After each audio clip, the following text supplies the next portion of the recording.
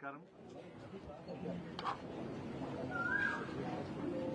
ఈరోజు పార్లమెంటు ఎన్నికల ఫలితాలు వెల్లడించిన తర్వాత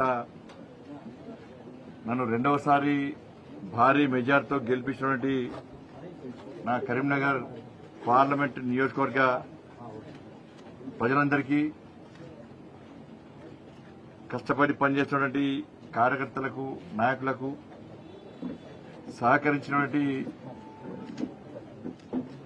మీ అందరు కూడా, పాత్రికేయ మిత్రులకు కానీ, ఇలా ఉద్యోగులు కానీ, కష్టపడి పనిచేసిన ఉద్యోగులు కానీ, అన్ని వర్గాల ప్రజలకు ప్రతి ఒక్కరు కూడా హృదయపూర్వక కృతజ్ఞతలు, ధన్యవాదాలు.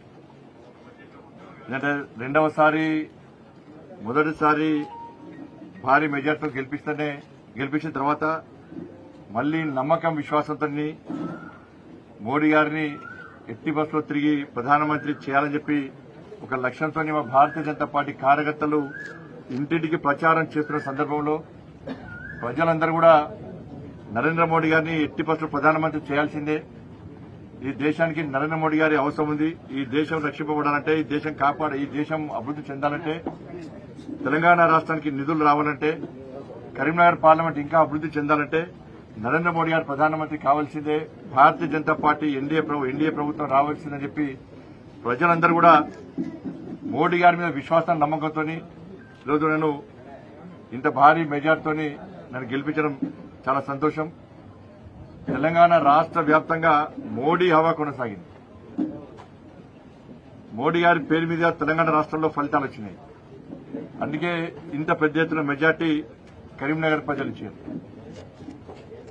గతంలో ఉన్నటువంటి రికార్డును బద్దలు కొట్టి అన్ని విషయాల్లో ఇంత పెద్ద మెజార్టీ సాధించడం చాలా సంతోషం. ఎందుకంటే ఇతర పార్టీలు ఎన్నికల సందర్భంలో అనేక తప్పుడు ప్రచారాలు చేసేటప్పుడు కూడా, ప్రజలను ప్రలోభాలకు గురి చేసే ప్రయత్నం చేసేటప్పుడు కూడా, వివిధ కుయుక్తులు పన్నినప్పుడు కూడా, అభాండాలు వేసేటప్పుడు కూడా, ఇలా సంజయ్ మావోడు, మా స్థానికుడు, మాకు ఏ సమస్య వచ్చినా, ఏ కష్టం వచ్చినా ఒక రక్షణ కవచంగా ఉంటాడు. కాబట్టి మా ఓన్కి మేము ఓటేస్తాం, కరీంనగర్ కన్నా బిడ్డ అని చెప్పి భావించి ఒక నమ్మకం, విశ్వాసంతో ఇవాళ పెద్దలందరూ వాళ్ళ కన్న కొడుకుగా, మా అక్కలు చెల్లెందరూ కూడా వాళ్ళ సోదరునిగా, మా అన్నలందరూ కూడా వాళ్ళ తమ్మునిగా భావించి ఇవాళ ఎవరికి వారు స్వచ్ఛందంగా ఓటింగ్ లో పాల్గొని నరేంద్ర మోడీ గారి యొక్క పువ్వు గుర్తు మీద ఓటేసి నన్ను గెలిపించడం నిజంగా చాలా సంతోషం. ఏ నమ్మకం, విశ్వాసంతో నన్ను ఇంత భారీ మెజార్టీతో రెండవసారి గెలిపించారు. తప్పకుండా కరీంనగర్ పార్లమెంటు ప్రజలకు రుణపడి ఉంటారు. ఈ విజయం మొత్తం మా కార్యకర్తలకు అంకితం, ఈ కరీంనగర్ ప్రజలకు అంకితం, నరేంద్ర మోడీ గారికి అంకితం. ప్రతి కార్యకర్త దాదాపు 3 నెలల పాటు, 3 నెలల నుంచి ప్రజాహిత యాత్ర పేరుతో గాని, ప్రచార సందర్భంగా వాళ్ళన్ని పనులు వదిలిపెట్టుకుని పార్టీ గెలిపే లక్ష్యంగా, నరేంద్ర మోడీ గారిని ప్రధానమంత్రి చేయడమే లక్ష్యంగా కష్టపడి పనిచేసినటువంటి కార్యకర్తలు ఇలా భారతీయ జనతా పార్టీ కార్యకర్తలు. అటువంటి కార్యకర్తలు ఉన్నటువంటి పార్టీకి నేను మొదటిదాకా రాష్ట్ర అధ్యక్షుడు ఉండడం గర్వకారం. నాకు కూడా కరీంనగర్ పార్లమెంట్ ప్రజలు అవన్నీ గుర్తించారు. నేను రాష్ట్ర అధ్యక్షుడిగా ఉన్న సమయంలో నేను పోరాడిన తీరు, ఇలా కరోనా సమయంలో ఈ కరీంనగర్ పార్లమెంట్ ప్రజలకు సేవ చేసే తీరు, ఆదుకున్న తీరు, ఇవాళ 2 సార్లు జైలుకు పోయి దాదాపు అధ్యక్షుడు ఉన్నప్పుడు 109 కేసులు భరించినటువంటి వ్యక్తిగా, పేద ప్రజల కోసం కొట్లాడిన వ్యక్తిగా ఇలా ప్రజలు ఆదరించి, అభిమానించి నన్ను గెలిపించారు. కాబట్టి తప్పకుండా రాబోయే రోజుల్లో అదే పందాన్ని కొనసాగిస్తూ ప్రజల పక్షాన ఉంటూ ప్రజల కోసం తప్పకుండా ఫైట్ చేస్తా. ఎందుకంటే శాసనసభ ఎన్నికల సమయంలో భారతీయ జనతా పార్టీ ప్రభుత్వం రావాల్సి ఉండే. బీఆర్ఎస్ పార్టీ మీద కోపంతో ఇవాళ ప్రజలందరూ కూడా 6 గ్యారెంటీలు నమ్మి, కాంగ్రెస్ పార్టీని నమ్మి కాంగ్రెస్ పార్టీకి ఓటేశారు.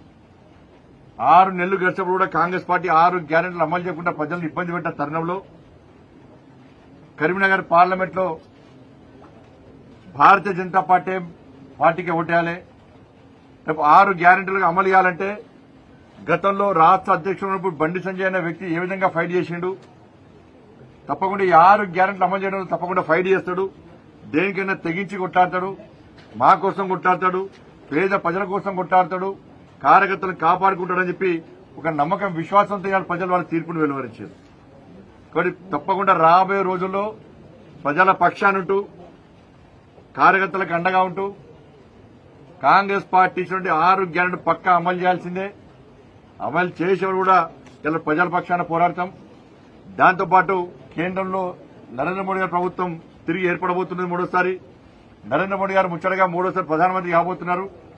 ఈ తెలంగాణ రాష్ట్రంతో పాటు కరీంనగర్ పార్లమెంట్ నియోజకవర్గానికి గతం కంటే ఇంకా మెరుగైన స్థాయిలో ఎక్కువ నిధులు తీసుకొచ్చి ఈ కరీంనగర్ పార్లమెంట్ నియోజకవర్గాన్ని ఇంకా అభివృద్ది చేస్తామని చెప్పి ఈ సందర్భంగా తెలియజేస్తూ ఇంత భారీ మెజార్టీతో రికార్డు బద్దలు కొట్టే విధంగా కరీంనగర్ పార్లమెంట్ లో గతం కంటే రికార్డు బద్దలు కొట్టే విధంగా నన్ను ఆదరించి అభిమానించి ప్రోత్సహించినటువంటి కరీంనగర్ పార్లమెంట్ నియోజకవర్గ ప్రజలందరూ కూడా హృదయపూర్వక ధన్యవాదాలు. మా లక్ష్యం నెరవేరింది.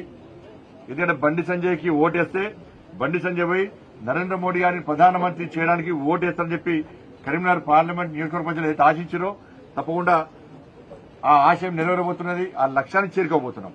మరొకసారి అందరూ కూడా మీ అందరూ కూడా హృదయపూర్వక ధన్యవాదాలు. జై శ్రీరామ్, జై శ్రీరామ్, జై హనుమాన్, జై నరేంద్ర మోడీ. నాయకత్వం భారత్ మాతా కీ జై, భారత్ మాతా కీ జై, భారత్ మాతా కీ జై. నరేంద్ర మోడీ గారి నాయకత్వం, నరేంద్ర మోడీ గారి నాయకత్వం, సంజయ్ గారి నాయకత్వం, అమిత్ షా గారి నాయకత్వం, అమిత్ షా గారి నాయకత్వం.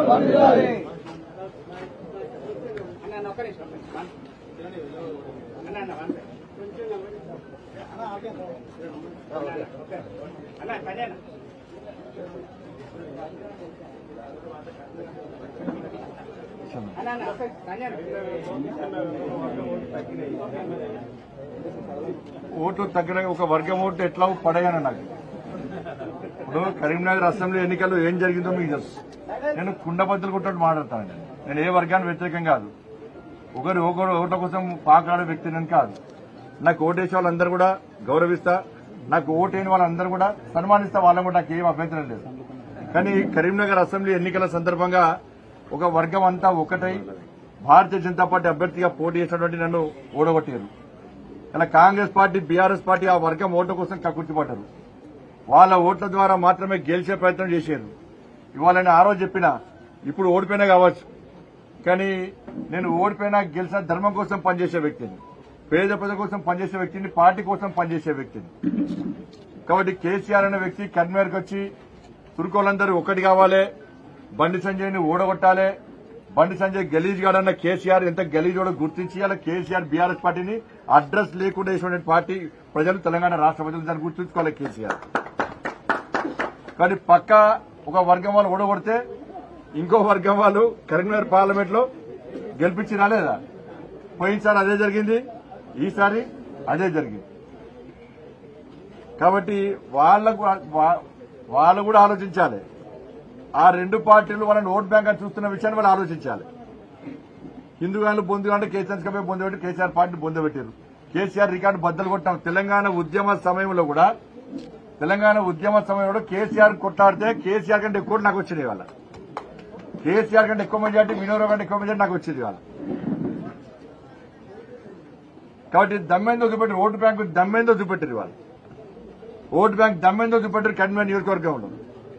కాబట్టి ఆ రెండు పట్ల మళ్లీ విజ్ఞప్తి చేస్తున్నా, అన్ని వర్గాలను సమానంగా చూడండి.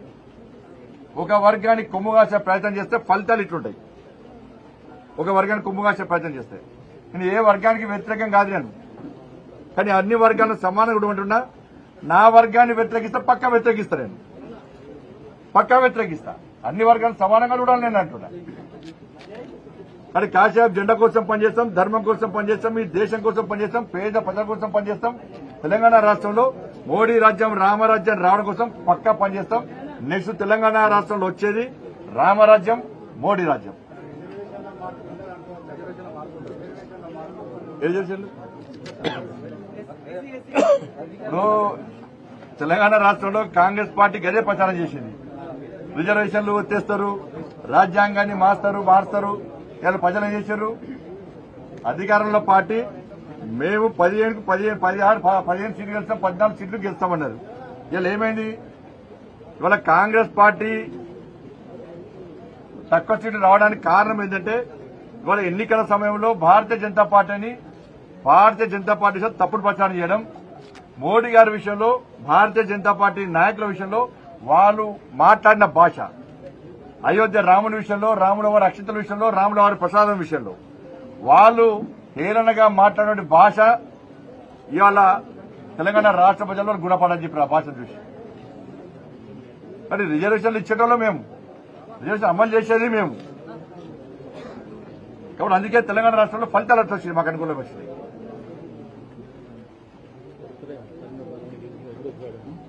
ధన్యవాదాలండి అందరికి ధన్యవాదాలు అందరికీ కూడా.